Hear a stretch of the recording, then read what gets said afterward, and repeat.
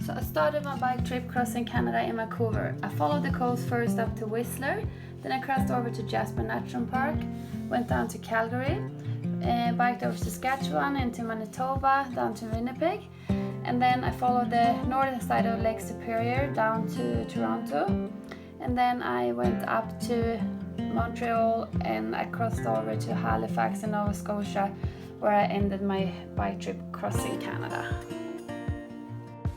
So my bike trip started pretty rough. They lost my luggage in Vancouver airport and I had to wait there for 4 days before I got it back and I could start my journey 8th of September. I started to follow the west coast up towards Whistler. It was a lot of hills but beautiful landscapes. So I just left Pemberton and this is how my road looks like. Really beautiful, super nice mountains around me. So tonight I'm making dinner with one of the most beautiful views I've ever seen. You can see the glacier in the background and this crazy blue lake.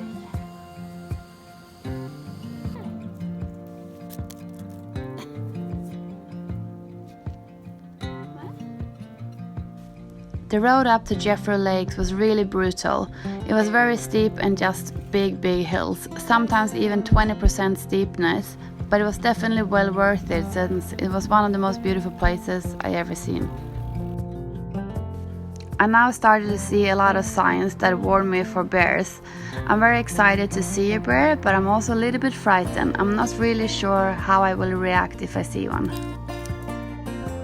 The first couple of days was really hilly, but it also means some really nice downhills as well, especially towards the Lillooet, and the scenery was beautiful the whole way.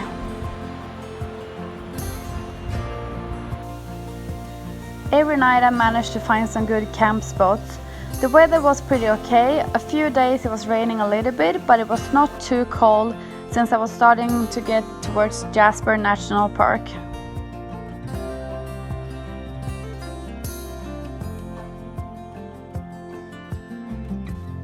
Here in Canada I had some of the longest downhill I ever experienced. I think the longest ones was around 10 kilometers. So I just arrived to Clinton and I find it really cool shop with a lot of old stuff. Maybe I can buy one of those ones and a horse if I'm getting tired of biking. So I've been on this gravel road now for 60 kilometers. I met one car so far. It's so lovely, really beautiful. So once again I find a pretty nice camp spot. Also not so legal, but that's the thing, all the beautiful spots are not legal. So I've been on this beautiful gravel road for 60 k's, just out an hour, and it's been amazing.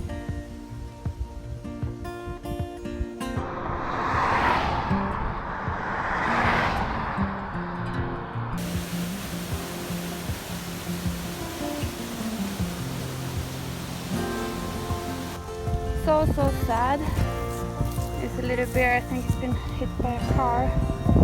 Well, I guess this is how they look like when they are not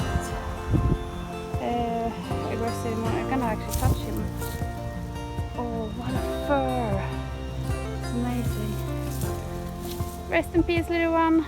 The day after I touched the bear, I stayed with a really cool guy up in Jasper National Park, Steve, and he told me I should never touch the bear since they go into the towns in the autumn and eating fermented apples. So I guess I'll never find out if I touched a dead bear or a drunk bear. The surroundings here in Rockies is just amazing. Even if it's hard work, it's so worth it, and I was enjoying every second of it.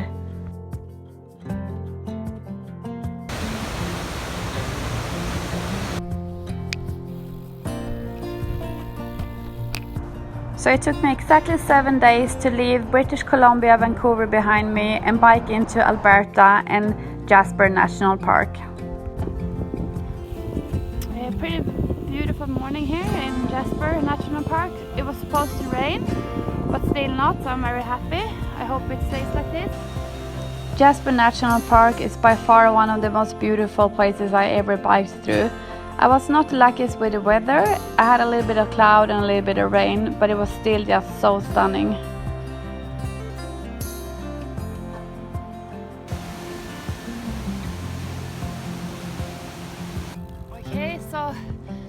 in Jasper National Park biking today.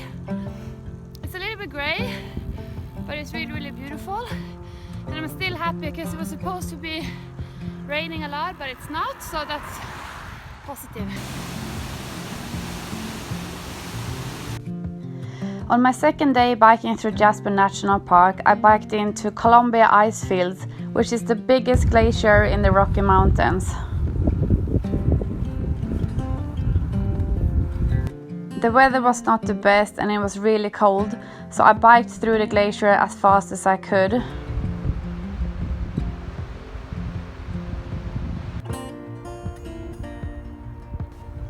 So many people told me that it's a really big chance to see both grizzly bears and black bears in Jasper National Park, but unfortunately the luck was not on my side.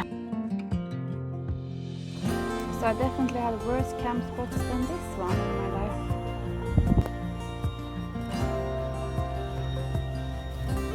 Towards the end of Jasper National Park, I completed my first 1,000 kilometers through Canada on my bicycle.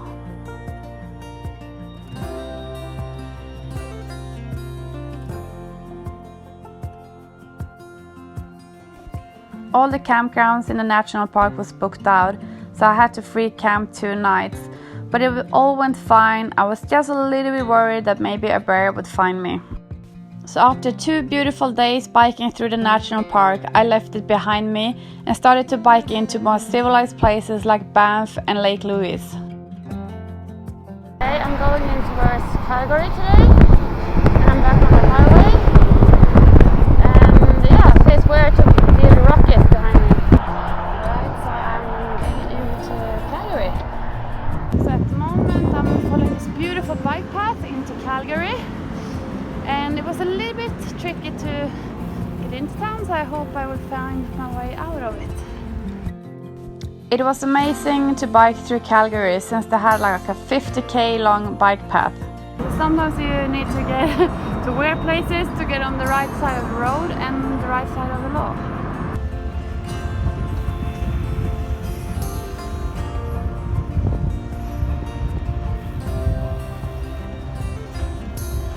I left the beautiful Rocky Mountains behind me and started to bike towards the prairie in Saskatchewan.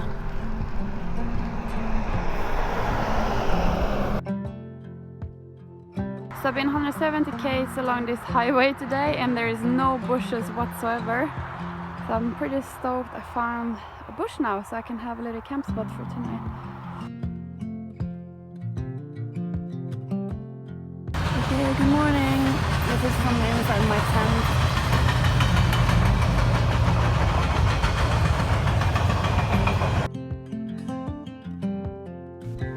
A lot of people warned me about the prairie and that it was going to be flat and boring, but I actually enjoyed it, especially after having a week of climbing in the Rocky Mountains.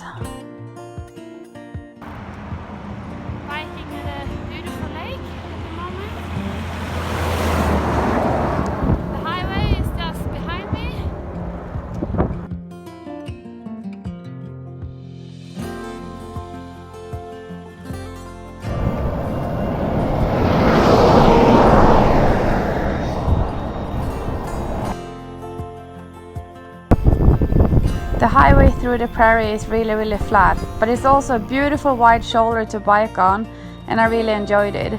Then you also have the train that follows you the whole way crossing Canada. So it took me 6 days to cross the prairie, and I didn't have any headwinds, so I was pretty lucky. After 25 days of biking and 2,800 kilometers, I came into Manitoba and to Winnipeg, where I stayed 1 night.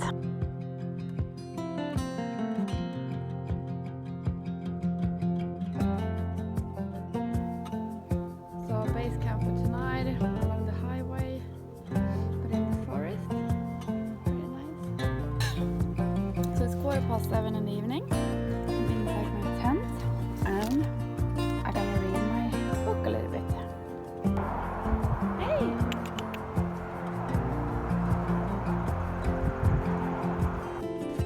After 27 days on the bike, I rolled into Ontario. I was very excited to be in Ontario and also halfway through my journey, but I was a little bit worried since a lot of people warned me that there is no shoulders. Finally, after 1 month of waiting, I got to see my first bear. It was amazing and I was scared at the same time, but I'm so happy I got the chance to see one. Everyone that warned me about the roads in Ontario was definitely right. It's by far one of the most dangerous places I ever biked on, and to be honest, I wouldn't really recommend anyone to tour these roads. After a long day on the bike, I found this beautiful camp spot at Old Woman's Bay. I put my tent up, and then around 10 o'clock, I heard that someone was sniffing around my tent. It sounded like it was a big animal, but I was way too scared to go out and check what it was. When I came to Thunder's Bay, I decided to go on the north side of Lake Superior. It was very, very hilly and a lot of heavy traffic with a lot of trucks and no shoulders. Unfortunately, my back brake was worn out and there were no bike shop the next 700 km that could actually fix it. So I had to take it very easy downhill and try to not use my back brake at all.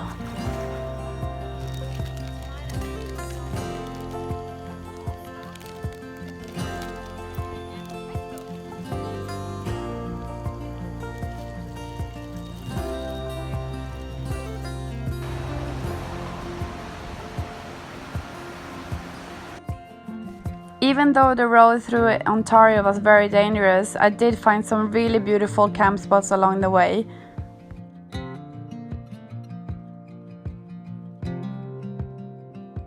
Here you get to see how it looks like every night when I put my base camp up.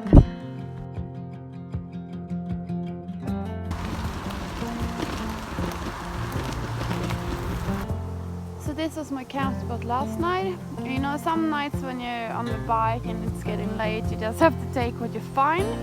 So out there it's the highway, and I just find this little road in, and it worked out fine.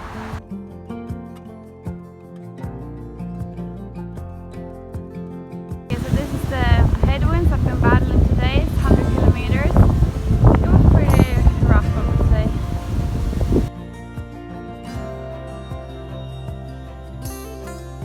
So I almost ran over this snake with my bike. I think it's just coming out to get some heat on the road. It's actually pretty big. I don't know what kind of snake it is. It's a little bit funny how I saw way more snakes crossing Canada than I saw on my way biking around Australia. Okay, so tonight I didn't really find a good camp spot. I don't know if many people would like this one. It's an abandoned house that's behind there, the ruins of it. On my way into Toronto, I ended up a little bit wrong. Being on the highway, getting help by the police to get over the gate. Thank you. No worries. But after getting some help from the police, I was finally back on the right track and on my way into Toronto. So I finally made it into Toronto after a lot of struggle. Okay, it's a beautiful day and I'm on my way to get to the Niagara Falls.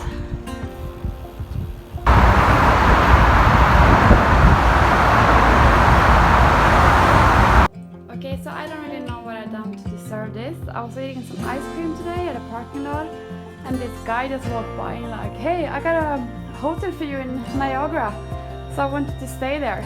So, yep, I'm staying here tonight.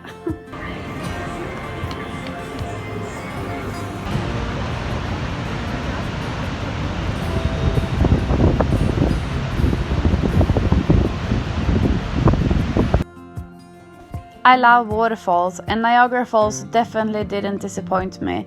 It was a lovely little day trip and I really enjoyed it. Thank you Judith and Greg for taking so good care of me while I was in Toronto. Apples. 2 days after I left Toronto, I finally got to meet up with Chris and his lovely wife Seema. Chris is running the podcast Bike Tour Adventure, and he interviewed me a year ago, so it was fun to meet him in real life. So this is maybe one of the weirdest camp spots I had. I don't even know what it is, kind of maybe an old parking lot. And yeah, sometimes you just got to take what you find, and it's pretty good though, because no people around. Yep, good night from me. On my way into Montreal, I could feel that the autumn was getting closer, and all the leaves was really nice colored, and it was a beautiful bike path the whole way into the city. In Montreal, I got to meet up with my good friends Sam and Aiden that I met when me and Frida crossed America 2 years ago. The bike path out of Montreal was just amazing, and in the end of the day I met up with my old friend Marie-Pierre that I met when I was biking through Ontario. Last night things didn't go as planned, and I got a flat tire at 160k, and I was supposed to do 180, so I ended up sleeping here actually on the floor, and I think it's pretty forbidden. After 38 days on a bicycle and 6,000 kilometers, I was finally in Quebec. I got a little bit of problems when I was leaving Quebec, so in the evening I got 2 flat tires and no bike shops around, but then this amazing former NHL player Alain Cote came and helped me out, and I was staying with him. Thank you, Alain. For 300 kilometers I've been on this endless bike track from Montreal to Quebec, and it's just amazing, and every country should have this.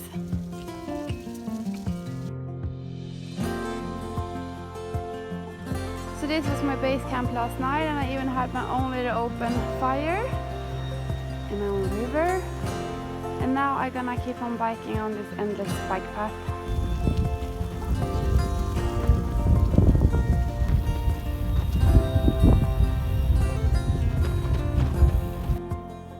So I woke up this morning and everything is frost. It's getting colder, but I got a really good sleeping bag, and I'm actually really warm during the night.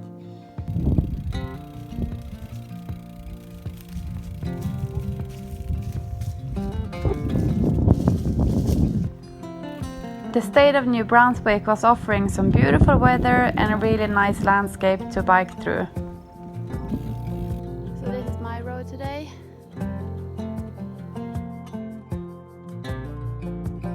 So yesterday my cable to gear snapped, so it's been on the highest resistance for 150 k's, and I just made it to the bike shop.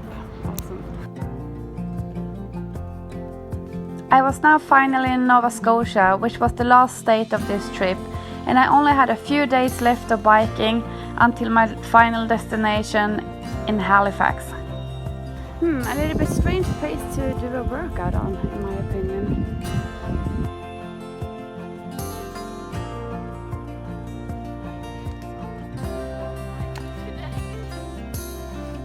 So once again, Google Maps showed me into a pretty shit road. Not many options here. Okay, just met these guys in the forest. Am I on the right road here? Well, you're on a road. Okay, this is a fucking joke. It's the last day of the trip, and it's just pouring down rain, and the road looks like this. I don't even know if you can see it.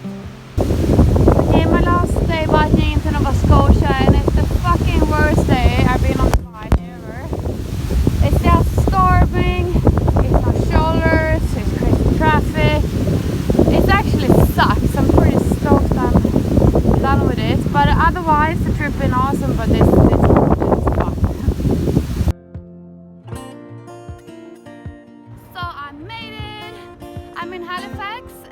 It took me 45 days to go from Vancouver to here, and it was 6,900